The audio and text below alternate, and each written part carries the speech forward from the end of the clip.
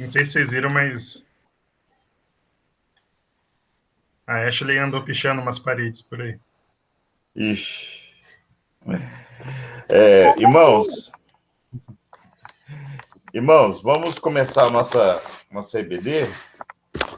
Eu vou fazer uma oração inicial aqui. Os irmãos que estão presentes já sabem como funciona, né? Vocês podem... Semana passada foi bem legal, todo mundo participou bastante. Então, você pode pedir a palavra ou escrever a sua pergunta pelo chat, mas se inscreva da mesma forma.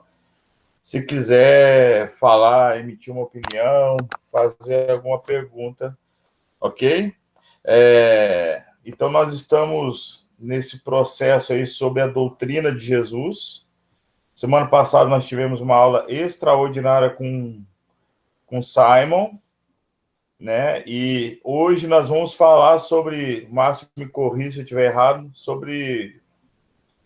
É o ponto 5, Márcio? É o ponto 4? É o ponto 4. É o ponto 4, que fez uma obra tremenda e grandiosa. Então, a aula de hoje é bem interessante, também tem sido. Então, participem, meus irmãos. Vou fazer uma oração inicial aqui. Oremos. Obrigado, Senhor, pelo teu amor que nunca nos deixa, Senhor Deus. Tua graça, que faz com que a gente se incline ao nosso irmão sempre. Tua misericórdia que se renova todas as manhãs. Obrigado, Senhor Deus, pelo ar que respiramos, por essa manhã maravilhosa que o Senhor nos concede, pela brisa da manhã, pelo calor do sol, pela oportunidade, mesmo que online, Senhor Deus, escutar a Tua palavra, aprender um pouco mais sobre a Tua palavra. Que o Senhor fale conosco essa manhã, que o Senhor nos dê direção, entendimento, sabedoria. Abençoe o Márcio, Senhor Deus, como professor dessa manhã. Usa-o, Deus, em nome de Jesus. Nós te agradecemos, ó Pai, e te louvamos. Amém. Amém, Márcio. Deus te abençoe, meu irmão. Bom dia. Então, hoje a gente vai tratar sobre o ministério de Cristo, tá? E pensando aí no contexto da doutrina de Jesus, a gente pode dizer que nas aulas anteriores, a gente falou que Cristo, ele é o Criador, que Cristo se tornou homem e se tornou servo por amor de nós e obediência ao Pai. E falamos também que Cristo, né, ele é Deus, ele é o Messias prometido. Então, nas aulas anteriores, nós falamos muito sobre a pessoa de Cristo na perspectiva de quem ele é. E a partir de hoje, e talvez mais uma ou duas semanas, a gente vai falar na pessoa de Cristo, na perspectiva do que ele fez. Por isso que o Gustavo, né, anunciou que o tema, né, desse ponto 4 aqui que a gente está trabalhando, segundo o material que o Gustavo elaborou, fala sobre ele fez uma obra tremenda e grandiosa, tá? Então, dentro disso, no que ele fez, a gente vai falar do ministério de Cristo. Óbvio que a gente vai focalizar mais à frente exatamente naquele período de 3 anos entre o quê? Entre o seu batismo e morte e ressurreição, tá? Que a gente chama de ministério público de Cristo. No entanto, né, porém, todavia, antes de entrar nisso, a gente precisa contextualizar porque o ministério público de Cristo, ele não é uma casualidade, ele não é um acidente, ele não é uma consequência, ele não é uma, como posso dizer, é algo que foi acontecendo conforme Jesus ele ia caminhando, tá? Então, dentro desse contexto, a gente precisa entender o que vem antes disso e o que vem depois também. Então, eu quero traçar hoje com vocês uma linha do tempo em que a gente vai falar um pouquinho do antes, do durante e do depois sobre o quê? Sobre a pessoa de Cristo, para a gente entender alguns aspectos desse ministério público de Cristo, exatamente esses 3 anos entre o seu batismo e a sua morte e ressurreição. Tá? Então, relembrando algumas coisas que a gente já trabalhou aqui, o que nós temos? Nós podemos dizer que o ministério de Cristo, ele começa muito antes do que a gente imagina. A gente já falou sobre isso em aulas passadas. Então, Cristo, né, Deus como ele está antes da criação. Se a gente lê lá em 1 João, em João capítulo 1, versículos 1 e 2, nós vamos compreender o seguinte, que no princípio era o Verbo, e o Verbo estava com Deus, e o Verbo era Deus. Ele estava no princípio com Deus, tá? Então, nós vemos o quê? Nós vemos que Cristo, ele é o quê? Ele é antes da criação. E é antes da criação que o ministério público de Cristo, ele é revelado. O essencial do ministério público de Cristo, ele é o quê? Ele é revelado para a gente, tá? E o pastor Raulzão, que entrou aí agora na nossa reunião, ele repete muito isso, tá? Que é algo importante da gente ter em mente. E essa palavra, ela está onde? Ela está em 1 Pedro, capítulo 1, dos versículos 17 até o 21, que fala o seguinte: e se vocês invocam como Pai aquele que, sem parcialidade, julga segundo as obras de cada um, vivam em temor durante o tempo da peregrinação de vocês, sabendo que não foi mediante coisas perecíveis, como prata ou ouro, que vocês foram resgatados da vida inútil que seus pais legaram, mas pelo precioso sangue de Cristo, como de um cordeiro sem defeito e sem mácula. Ele foi conhecido antes da fundação do mundo, mas foi manifestado nesses últimos tempos em favor de vocês, tá? Então, basicamente, Cristo, ele foi o quê? Ele foi revelado antes o quê? Antes da fundação do mundo, tá? E aí, só continuando aí o texto que eu estava lendo, tá? Por meio dele, vocês creem em Deus, o qual ressuscitou dentre os mortos e lhe deu glória para que a fé e a esperança de vocês estejam em Deus, tá? Então, se a gente faz uma linha do tempo, esse ministério de Cristo, esses 3 anos que Cristo ficou na Terra como o Messias prometido no Antigo Testamento, tá?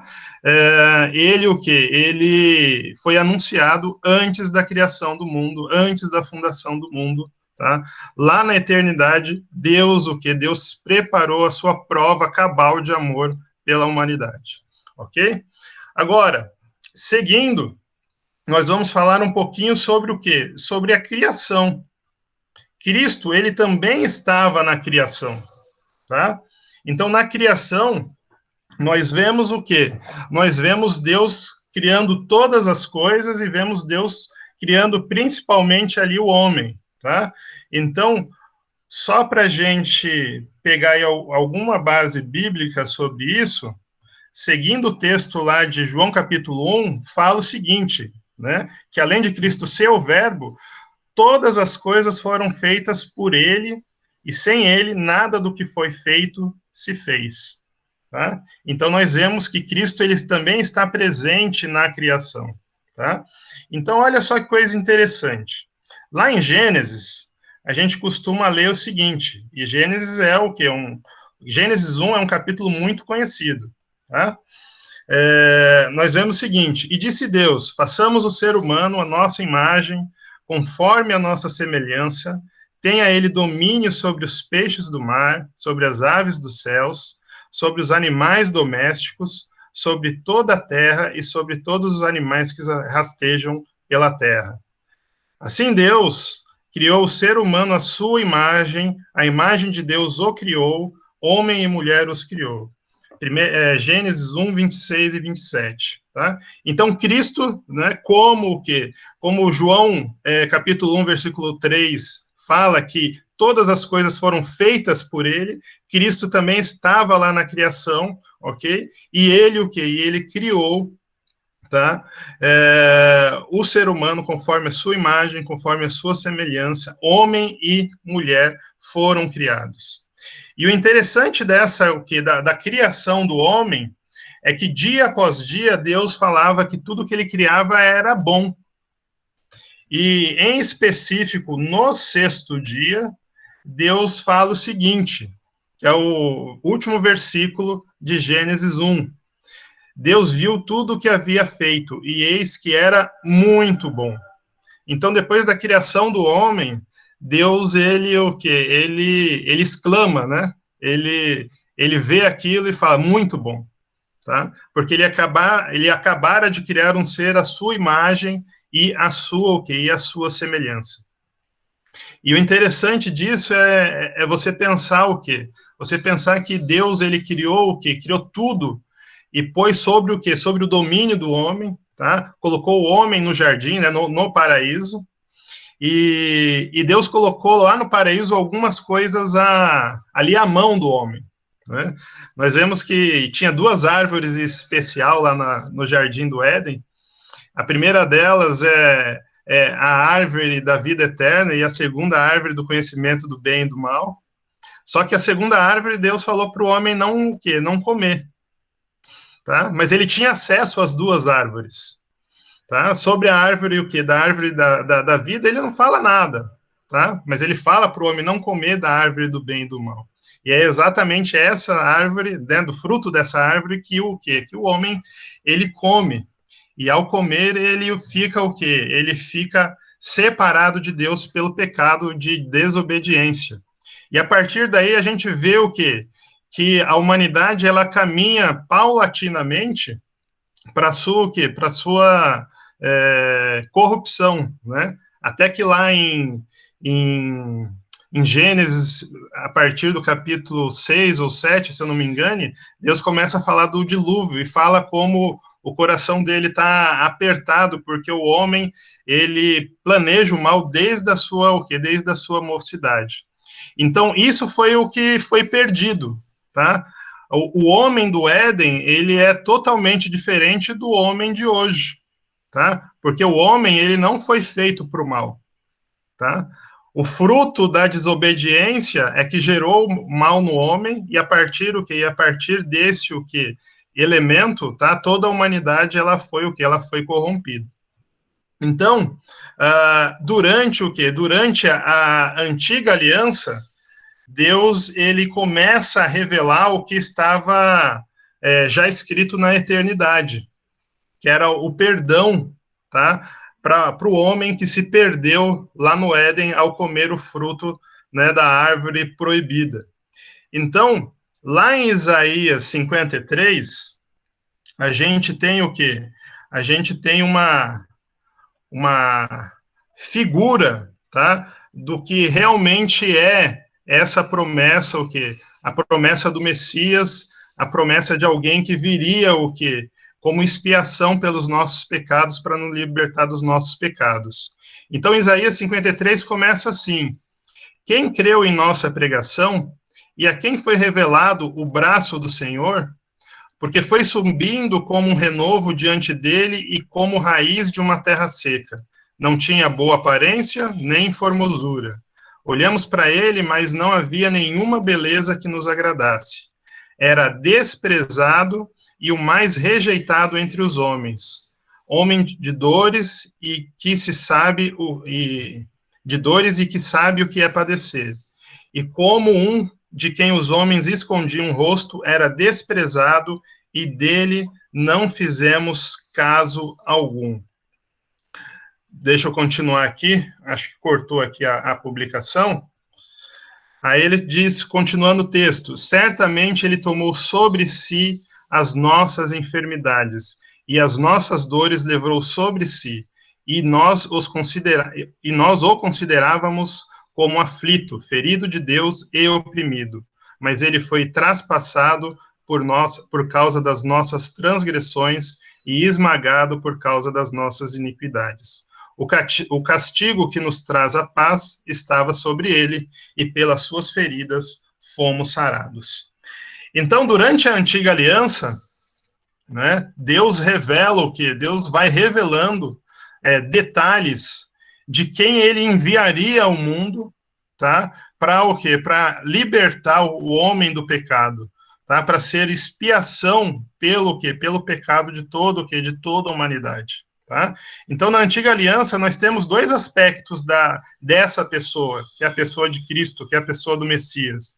O primeiro é que ele é um servo sofredor, como diz Isaías 53. E eu recomendo aos irmãos fortemente que leiam todo o capítulo 53. E o segundo aspecto é que Deus, né, nas suas revelações da antiga aliança, ele revela esse homem não só como servo sofredor, mas ele revela esse homem também como rei. E olha só o que está escrito lá em 2 Samuel, capítulo 7.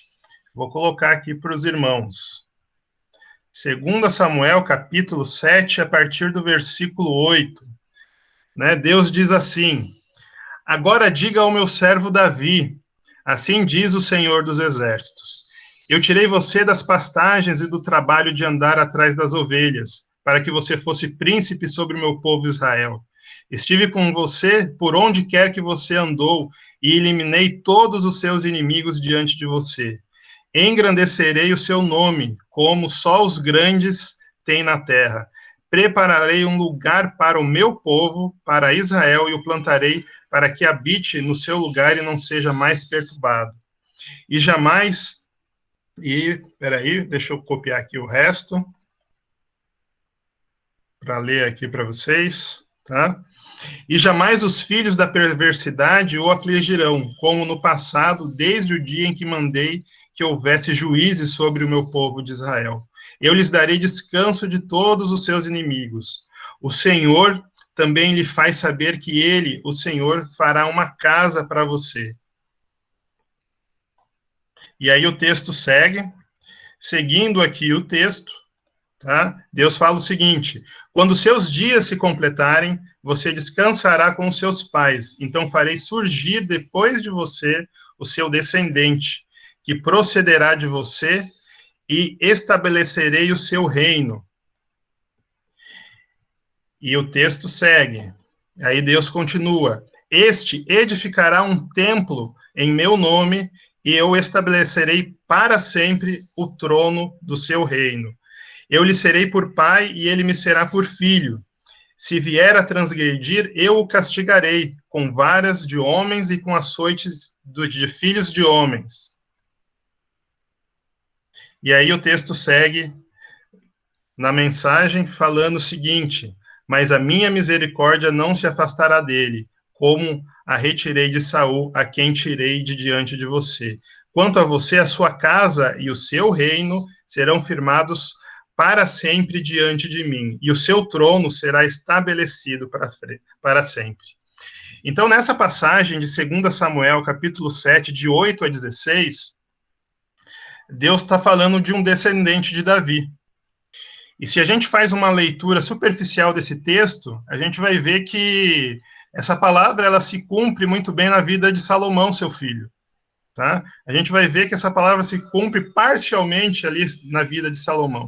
Apenas por o quê? Por um único detalhe, que Deus estabelecerá o trono de Davi para sempre. E quando a gente lê todo o contexto de 1 e 2 Samuel e nos livros de reis, a gente vê que o futuro rei de Israel, o vindouro rei de Israel, tá? Ele é a pessoa, ele é a pessoa do Messias, tá? Então, durante toda a antiga aliança, esse Messias, que irá ser um servo sofredor e que irá ser um rei, ele é o quê? Ele é anunciado, tá? E se passa muito tempo. Abraão não viu, ele ouviu a promessa do Messias, mas não viu, tá? Isaac, Jacó, José, Moisés, todos esses homens ouviram a promessa do Messias, mas ninguém viu, tá? O Messias vir ao mundo. tá? E é na nova o quê? É na nova aliança que a gente, o quê? Que a gente vê, tá? O nascimento, o quê? O nascimento desse Messias, tá? Então, no capítulo 1 de João, tá? Já que a gente estava lendo no início João, a palavra diz o seguinte: e o verbo se fez carne e habitou entre nós, cheio de graça e de verdade, e vimos a sua glória como a glória do unigênito do Pai. Então, olha só, irmãos, do nascimento de Cristo até o seu batismo, Cristo, ele era, como podemos dizer, ele era uma pessoa anônima, tá? Muito pouco é relatado nesses primeiros 30 anos da vida de Cristo, tá? A gente sabe do episódio que Cristo e com a sua família, né, que na realidade José e Maria levam Cristo para o Egito, né, temendo ali a ação do governador da época, tá? A gente vê Cristo aos 12 anos no templo, debatendo com os doutores da lei, mas esses são os únicos episódios que fala sobre o Cristo desde o seu nascimento até até o seu batismo, tá? Que é onde começa o seu ministério público. Então, os primeiros 30 anos, Cristo, ele é o quê? Ele é um anônimo, tá? Só que esse menino que nasceu, tá? Lá em Mateus, capítulo 1, a palavra diz o seguinte: a palavra diz que eis que a virgem conceberá e dará à luz a um filho, e ele será chamado pelo nome de Emanuel. Emanuel significa Deus conosco. Então, durante 30 anos, Deus, ele o quê? Ele estava entre a gente, mas ele era um anônimo, tá? Então, veja a renúncia que Deus fez por amor da gente, né? Nas aulas passadas, o Simon, o Gustavo, falou sobre isso. O sacrifício de Cristo, ele não começa na cruz, ele começa no nascimento. Então, é interessante a gente pensar dessa forma, que Cristo, ele nos amou de tal maneira, tá, que sendo o Rei da Glória, ele se reservou simplesmente ao anonimato, por exemplo, nesses primeiros 30 anos. É algo interessante da gente pensar. Então, durante esses 30 anos, Jesus, ele está o quê? Ele está ali oculto, ele está no anonimato, até que vem o quê? Até que vem um camarada chamado João Batista e começa a anunciar o batismo de arrependimento. E anuncia quem? E anuncia alguém mais poderoso do que ele, tá? Para fazer o quê? Para perdoar pecados e batizar com o Espírito Santo. E aí nós vemos lá em Mateus capítulo 3, o batismo de Jesus, tá? Então, no batismo de Jesus, nós temos a palavra descrevendo da seguinte forma: depois de batizado, Jesus logo saiu da água, e eis que os céus se abriram, e ele viu o Espírito de Deus descendo como pomba, vindo sobre ele. E eis que uma voz dos céus dizia: este é o meu filho amado, em quem me comprazo. Irmãos, é aqui que começa o ministério público de Cristo. É aqui, após o batismo, que nós vamos ter esses 3 anos em que Cristo realizará coisas maravilhosas, tá, aos olhos daquela geração, tá, em que ele viveu, tá? É aqui que começa Aqui que começa, tá, o seu caminho, tá, de milagres, de parábolas maravilhosas e de muitos ensinamentos, tá? E é aqui que começa a via crucis, né? É aqui que ele começa a anunciar que ele vai ser morto e crucificado, mas que ressuscitará ao 3º dia, tá? Então, o ministério de Cristo, ele é algo que também é falado na palavra, tá? E, mais uma vez, o livro de João fala muito bem sobre isso, tá? Então, João capítulo 5, versículo 36, fala o seguinte: Cristo falando, né? Mas eu tenho maior testemunho que o de João. João falando aqui, Cristo falando sobre João Batista. Porque as obras que o Pai me confiou para que eu realizasse, essas que eu faço, testemunham ao meu respeito de que o Pai me enviou. Ou seja, essa palavra aqui nas entrelinhas, Cristo está falando que ele é o Messias. Ele não fala abertamente nos 3 evangelhos, Mateus, Marcos e Lucas, ele não fala abertamente que ele é o Messias, mas em muitas das parábolas, em muitos dos diálogos de Jesus, tá, nas entrelinhas ele fala que ele é o Messias, tá? E nas entrelinhas ele está falando aqui, quem que o Pai enviaria? Tá? O Pai enviaria o Messias, o servo sofredor, tá? E que viria também a ser o que? A ser rei, tá? Então, a gente está vendo aqui que Deus confiou uma obra ao seu Messias, tá? E Cristo estava o que? Estava realizando esta obra. Só para a gente ter uma dimensão desse ministério do Messias, tá? A palavra diz o seguinte, lá no final do livro de João, capítulo 21, versículo 25, o seguinte: há, porém, ainda muitas outras coisas que Jesus fez. Se todas elas fossem relatadas uma por uma, penso que nem no mundo inteiro caberiam os livros que seriam escritos. Então, olha só que interessante, irmãos. A gente tem aqui, nos livros de Mateus, Marcos, Lucas e João, apenas o quê? Apenas uma pequena parte do que Cristo fez nesse ministério terreno de 3 anos, tá? O final do livro de João fala que não caberia no mundo os livros, né, com que o Cristo fez nesse período de 3 anos. E é sobre esse ministério que hoje, nas próximas semanas, tá, a gente vai destrinchar aí algumas coisas, tá, para a gente aprofundar aqui nos nossos estudos. Como que esse ministério terreno, ele termina? Qual que é a conclusão desse ministério? Lá em João 19, fala um pouquinho sobre isso, tá? Então, já vou colocar aqui para vocês.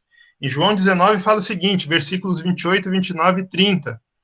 Depois, vendo Jesus que tudo estava consumado, para que se cumprisse a escritura, disse, tenho sede. E estava ali um vaso cheio de vinagre. Embeberam de vinagre uma esponja e, fixando-a num caniço de sopo, aproximaram a esponja da boca de Jesus. Quando Jesus tomou o vinagre, disse, está consumado. E, inclinando a cabeça, entregou o Espírito. Tá? Então, Jesus, o quê? Jesus, na morte de cruz, ele falou para todo mundo que estava ali, ele falou, está consumado. E essa mensagem chegou a nós até os dias de hoje.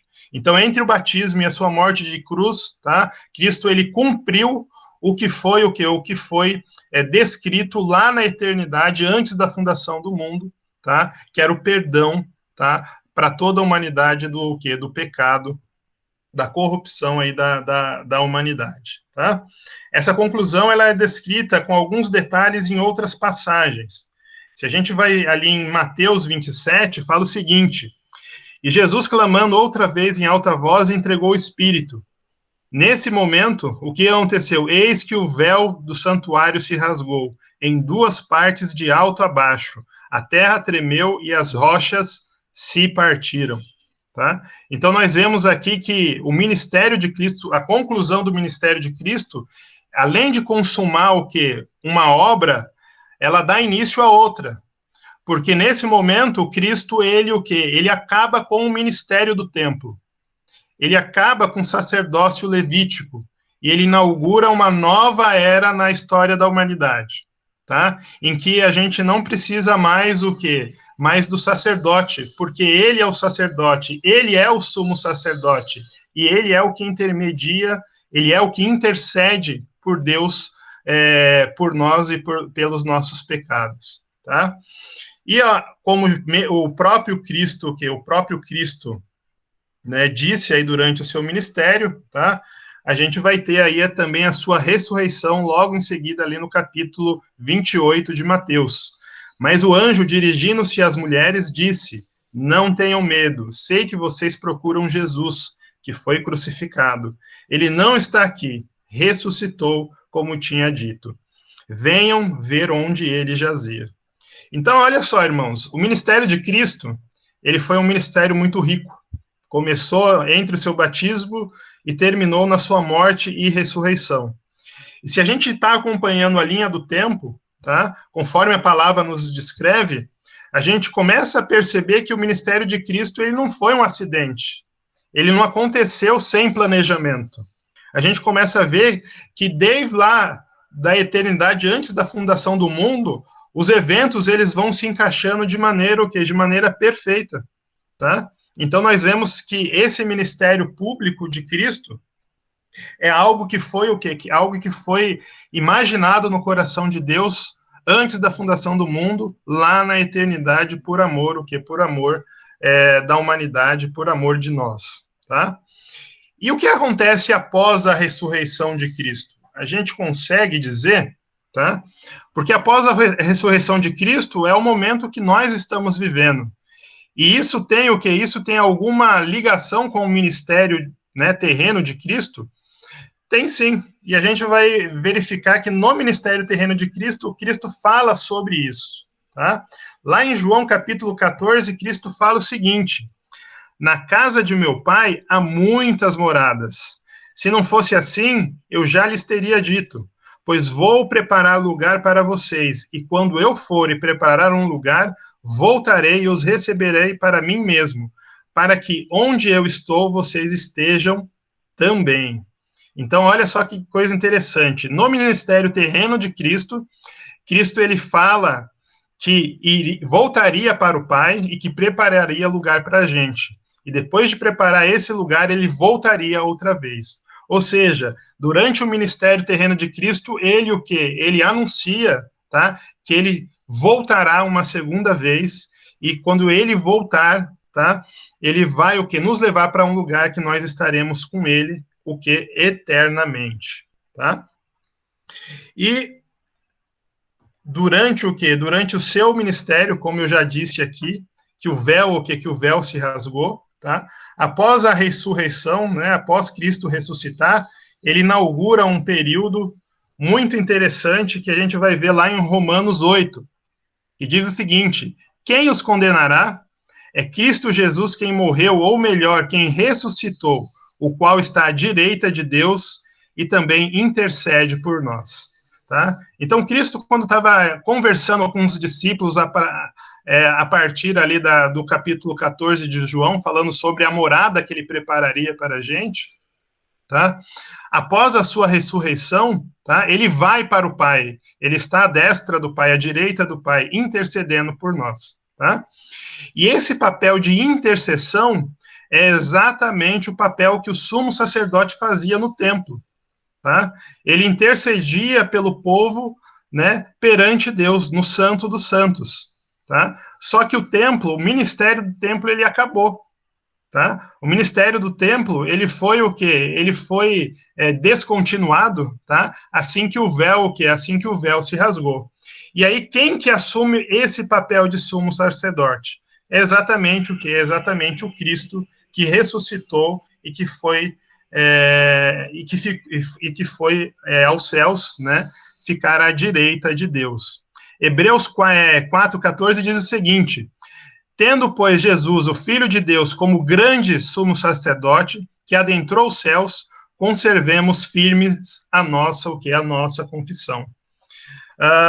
Em Hebreus 8, ele complementa essa palavra falando o seguinte, Hebreus 8, ora, o essencial das coisas que estamos dizendo é que temos tal sumo sacerdote que se assentou à direita do trono da majestade nos céus, como ministro do santuário e do verdadeiro tabernáculo que o Senhor erigiu, e não o homem, pois todo sumo sacerdote é constituído para oferecer dons e sacrifícios. Por isso, era necessário que também esse sumo sacerdote tivesse o que oferecer. Então, olha só, a crucificação de Cristo, que foi o quê? Que foi prevista antes da fundação do mundo, tá? Ela é um indicativo que Cristo se sentaria à direita de Deus, na posição de sumo sacerdote, para ser o intercessor nosso, para ser o intermediador da nova aliança. Tá? Então, Cristo, hoje, ele está o quê? Ele está na posição de sumo sacerdote, tá? Ele é o quê? Ele é o grande sumo sacerdote, e é ele mesmo que terminou com o quê? Com o sacerdócio levítico, né? O sacerdócio do templo, assim que o véu se rasgou com a sua morte tá, na cruz e depois com a sua ressurreição. Então, olha só, o ministério de Cristo, ele nos traz o quê? Ele nos traz alguns antecedentes, e esses antecedentes, eles vêm eles vêm antes da criação do mundo, e ele nos traz alguns o quê? Alguns fatores, alguns fatos, tá? Sobre o que nós estamos vivendo hoje e o que nós vamos viver o quê? Ainda com o quê? Com a volta de Cristo, tá? Falando sobre a volta, eu gosto de duas o quê? De duas visões do livro de Apocalipse, né? Duas visões que João tem ali no livro de Apocalipse, que diz o seguinte, tá? Apocalipse capítulo 19, João tem a seguinte visão: vi o céu aberto e eis um cavalo branco. O seu cavaleiro se chama Fiel e Verdadeiro e julga e combate com justiça. Os seus olhos são como chama de fogo, na cabeça dele há muitos diademas. Tem um nome escrito que ninguém conhece, a não ser ele. Está vestido com um manto encharcado de sangue, e o seu nome é Verbo de Deus. Irmãos, então o verbo que no princípio estava com Deus, o verbo, né, que era Deus, tá? Assim como está descrito lá no capítulo 1 de João, tá? Esse verbo é o mesmo verbo que está sendo anunciado na visão de João, né, o apóstolo João, aqui no livro de Apocalipse. E o texto ali de Apocalipse, ele segue complementando essa ideia da seguinte forma: os exércitos do céu o seguiam, montados em cavalos brancos e vestidos de linho finíssimo, branco e puro. Da sua boca saía uma espada afiada, para com ela ferir as nações. Ele mesmo a regerá com cetro de ferro, e ele mesmo é o que pisa o lagar do vinho do furor da ira do Deus Todo-Poderoso. No seu manto e na sua coxa está escrito um nome: Rei dos Reis e Senhor dos Senhores. Então, olha só que coisa interessante aqui, irmãos. O Antigo Testamento, a Antiga Aliança, ela revela o quê? O Messias como um servo sofredor e como um rei. O ministério de Cristo, o ministério público de Cristo, ele nada mais é do que o cumprimento da palavra sobre o servo sofredor, tá? E a segunda volta de Cristo vai revelar para a gente, tá, o rei, tá, prometido da geração, o quê? Da descendência de Davi, tá? Em Apocalipse 22, para complementar essa ideia que eu estou dando aí a vocês, diz o seguinte: eu, Jesus, enviei o meu anjo para dar testemunho dessas coisas a vocês nas igrejas. Eu sou a raiz e a geração de Davi, a brilhante estrela da manhã. Então, o ministério de Cristo revela para a gente o servo sofredor e anuncia o rei que vai voltar um dia na sua segunda vinda, tá? Então, basicamente, esses são alguns pontos centrais aí do ministério, do ministério público de Cristo, tá? O ministério público de Cristo é para revelar a pessoa do Messias, mas com um aspecto de servo sofredor, aquele que serviria de expiação pelos nossos pecados, tá? E aí, quando a gente pensa em expiação, a gente pensa em sacrifício. Quem pode oferecer sacrifício naquela época era quem? O sumo sacerdote. Por isso que após a sua morte e ressurreição, Cristo ele assume o papel do grande sumo sacerdote, tá? Os pontos centrais aí do ensino do ministério público de Cristo, eles são muito visíveis, tá? Aí na sua caminhada, tá?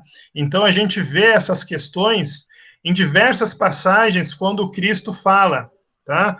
Em Mateus 4:17, Cristo fala o seguinte: daí em diante Jesus começou a pregar e a dizer: arrependam-se, porque está próximo o reino de Deus, tá?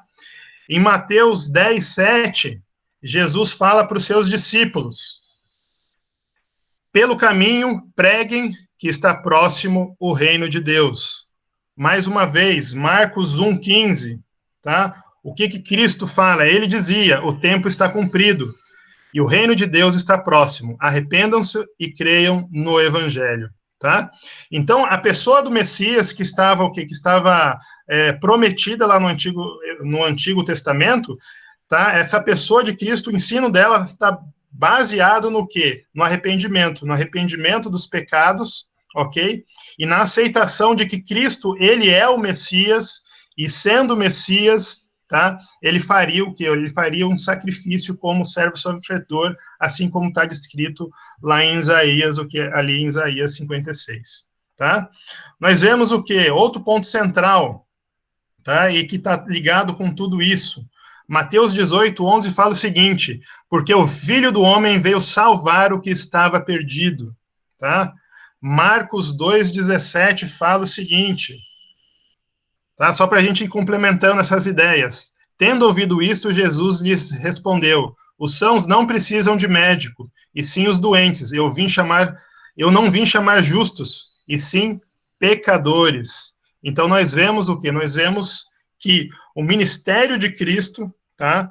Ele vem o quê? Recuperar o que se havia perdido. E o que se perdeu? Foi o início da nossa história, lá nos antecedentes do ministério de Cristo, lá na criação, o homem que se perdeu, tá? Com a árvore do bem e do mal, comendo o fruto proibido da árvore, o que? Da árvore do bem e do mal, tá? Lucas, o que? Lucas 19:10 também fala sobre isso, tá? Lá em Lucas fala, porque o Filho do Homem veio buscar e salvar o perdido, tá? Então, o homem que não foi feito por pecado, o Adão e a Eva lá no Éden, que não foram feitos por pecado, mas pecaram, tá? Comendo o fruto da árvore do bem e do mal, e a partir desse pecado, toda a humanidade ficou corrompida. Cristo veio recuperar esse homem, tá? Então, Cristo, o quê? Cristo, ele faz o caminho de volta do pecado, né?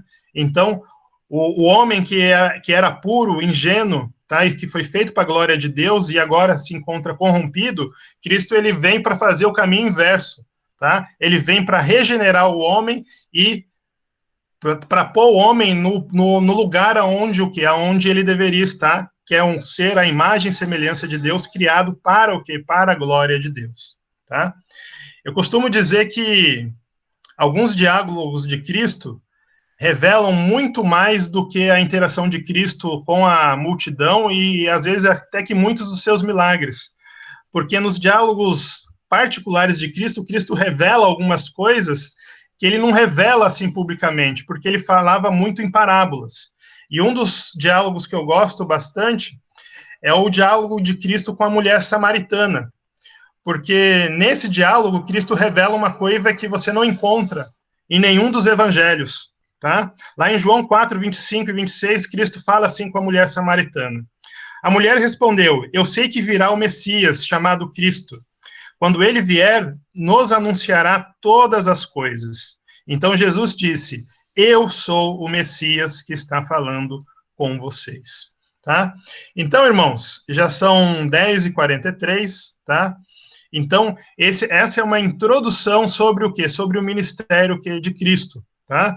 Nas próximas semanas nós vamos falar sobre como era o ensino de Cristo, como foram os milagres, tá? Que Cristo operou durante esse ministério, como que eram as parábolas, que era um método de ensino de Cristo durante aí esses 3 anos, tá? Mas a gente tem que ter em mente o quê? Que o ministério público de Cristo, ele tem aí alguns antecedentes, tá? Ele começou antes da fundação do mundo, quando Deus planejou perdoar os nossos pecados por amor da gente, tá? E basicamente esse ministério é para recuperar o homem como imagem e semelhança de Deus, tá? Para levar o homem de volta à sua posição, que é para glorificar a Deus, assim como Deus imaginou lá no Éden, tá? E esse ministério é para revelar o servo sofredor, o Messias que tinha que vir e padecer pelos nossos pecados. E dito isso, irmãos, amém. Gustavão, pode passar a palavra aí para a galera. Bom demais, Mação. Aula excelente, aula extraordinária. Como sempre, né? Nós vamos passar a palavra primeiro ao Simon, o nosso comentarista aí hoje. Posteriormente, vamos passar para o pastor Raulzão também fazer suas considerações. Simon. Tô puro Arnaldo César Coelho. Não, ele era juiz, né? Não era comentarista. Não posso também ficar igual o casão, né? Mas vamos lá. Excelente aula. Sobrou até pouco para a gente falar, Márcio. Muito bom. Gostei demais. Bem explicativa. Mas em João, no capítulo 1, versículo 29, a segunda parte, né, diz assim: Vejam, é o Cordeiro de Deus que tira o pecado do mundo. Então, nessa construção do plano de Deus, né, é mais uma prova da perfeição desse plano. E também, o Márcio pontuou muito bem aí, ele vem trazer para nós a anulação do que poderia dar errado, né? Porque antes era o Cordeiro perfeito que o homem tinha apresentado a Deus lá no Antigo Testamento, né? Também tinha a condição ali do sacerdote, que eram homens imperfeitos, né? Mas tinham a vida separada para isso. Então, após o ministério de Cristo, esse curto ministério de 3 anos aí, a gente analisa e olha para tirar o pecado do mundo só alguém perfeito, né? E que foi Cristo. Então, nesse ministério de Cristo, nessa nova era, nessa inauguração desse ministério, também traz um ar de simplicidade para a nossa vida cristã, né? Então, no Antigo Testamento, a gente entende algo muito complexo em servir a Deus, né? Ao mesmo tempo que hoje nós olhamos no período da graça, que também tem as suas dificuldades para servir a Deus, mas há uma explicação, uma simplicidade através do plano de Cristo, né? Então é o ser humano que às vezes acaba complicando as coisas e trazendo tantas coisas que não são bíblicas. E aí nós olhamos às vezes para um cristianismo pesado, né? Algo difícil de se cumprir, algo complicado em seguir na linha. Mas no ministério de Cristo, nós vemos que, além desse plano ser perfeito, ele simplifica algumas coisas, né? E traz uma unidade em Cristo. Então, há uma eliminação do que poderia dar errado, né? Então, quando nós aceitamos Jesus, nós ficamos ali conectados novamente ao plano, né? Ao plano primordial, que seria a salvação. Então, é muito interessante todos esses textos que nós lemos, o que a gente tem aprendido nos últimos dias. Então, nós temos que ter esse entendimento, né, e trazer uma simplicidade para a nossa vida cristã. Por mais que pareça ser difícil, irmãos, que não é fácil, nós sabemos que nós temos as dificuldades, mas a questão da salvação e a questão do plano de Cristo, nós precisamos ter algo simples na nossa cabeça, né, de qual é esse plano, né? Então, a palavra de Deus, ela nos ensina isso, e essa simplicidade inaugurada no ministério de Cristo, ela nos aproxima de Deus, né, e faz o caminho inverso, que foi o que o Márcio falou para nós aí, tá bom? Esse seria meu comentário hoje nessa manhã. Bom demais, valeu, Simon. Lembrando aos irmãos que se alguém quiser fazer algum comentário ou fazer alguma pergunta, alguma consideração, você pode se inscrever no chat, ok? Pastor Raulzão, alguma consideração, algum comentário? É muita informação, né? Mas beleza, Marcião. Deus te abençoe e te guarde, a você e toda a equipe. Algo assim, essas informações, elas são fidedignas. Então, vai ser um acúmulo aí no nosso intelecto, para que nós venhamos acreditar em tudo aquilo que foi exposto hoje de manhã. A gente tem falado sobre essa diferença do crer e acreditar. Então, que venhamos, irmãos, a crer na palavra de Deus, daquilo que foi ensinado. Nós nos envolvermos com este estudo, com o exemplo de Cristo, com a vida de Cristo em nós. Assim como o apóstolo Paulo diz, não sou eu, mas quem vivo, mas Cristo vive em mim. E Filipenses capítulo 2, versículo 5, nos confere que nós venhamos a ter a mente de Cristo, o sentimento dele. Então, tudo isso que é colocado, você imagine aí, você viver dessa forma. Nós vivermos como enviados de Deus aqui nessa sociedade. Em 2 Coríntios, capítulo 5, a partir do versículo 17, diz que essa tarefa agora é nossa. O Messias veio e foi revelado aquilo lá em 1 Pedro 19. Aquilo que foi feito antes da criação do mundo foi revelado na cruz. Ponto final. Dali em diante, o Espírito Santo toma conta. E o Espírito Santo está em nós. Nós somos hoje os enviados de Deus à sociedade. Então, que o nosso comportamento venha a ser esse comportamento de gente de Deus, de Cristo em nós. Então, valeu. Deus abençoe a todos. E até a noite aí, que hoje nós vamos falar, é claro, um pouco disso que o Márcio explanou, fez essa exposição. Nós vamos falar sobre a santidade e vai colocar esses ingredientes, algum deles aí, Márcio. Deus abençoe a todos e um bom almoço. Maravilha, pastor Raulzão, bom demais. Algum irmão quer fazer alguma consideração, fazer alguma pergunta? Está à disposição aí o microfone e o chat. Alguém? Leila, Ashley, Chicão, Vânia, os demais irmãos. Bom demais, a Ashley só agradece. Maravilha. Leila, tudo certo? Foi uma aula extraordinária. Irmãos, e foi só a introdução, hein, Leila? Irmãos, essa quarta parte, né, sobre a obra tremenda e grandiosa de Jesus, ela vai consumir alguns finais de semana, mas é muito importante, é um estudo bíblico. Então, nós estamos falando do Cristo bíblico, embora nós vamos trazer muitas informações do Cristo histórico. Então, a obra de Cristo é tão grandiosa que nesses considerados 3 anos de ministério, tudo que ele fez, tudo que ele empreendeu, ele repercute até os dias de hoje.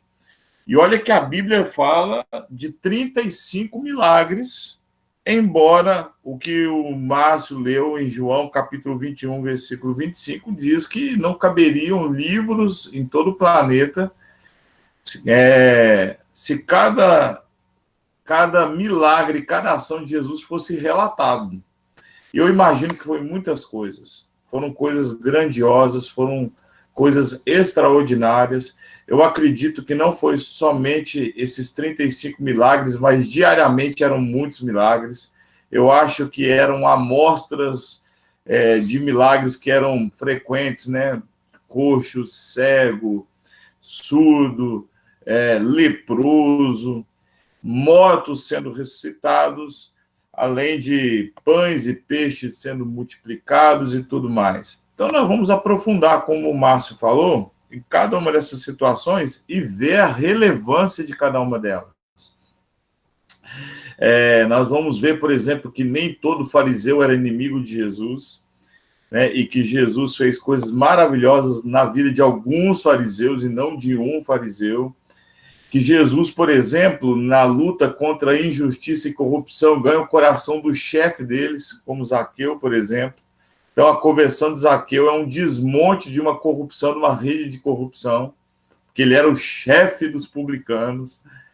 Enfim, o que está descrito a respeito de Jesus nas Escrituras é relevante para a vida e repercute até hoje. Então, é isso que nós vamos tentar fazer. Nós iremos fazer, aprofundar em toda essa obra tremenda e grandiosa. Marção, muito obrigado por essa aula. Você já vai encerrar ela para nós aí com uma oração e com uma consideração final. Eu queria só lembrar os irmãos que hoje, como o pastor Raulzão lembrou, 19h30, nós teremos o nosso culto presencial e online. Participe, então, meus irmãos.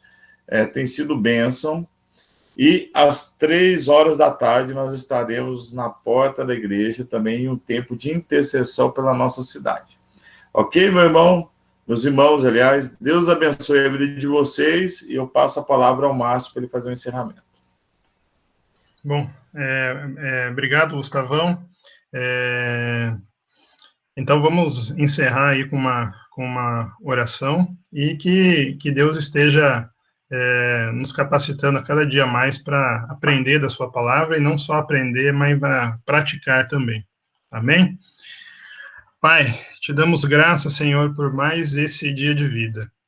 Te damos graças porque o Senhor tem nos concedido oportunidades de aprender um pouquinho mais da tua palavra. Queremos te pedir, Senhor, que essa palavra, ela não fique só nos nossos ouvidos, mas que ela desça ao nosso coração e que ela vire prática diária em nossas vidas, Deus. Abençoa, Senhor, a tua igreja, abençoa os irmãos que não puderam estar conosco nesse momento, e abençoa, Senhor, com essa mensagem, com essa palavra, a cada um que esteve presente aqui, Deus.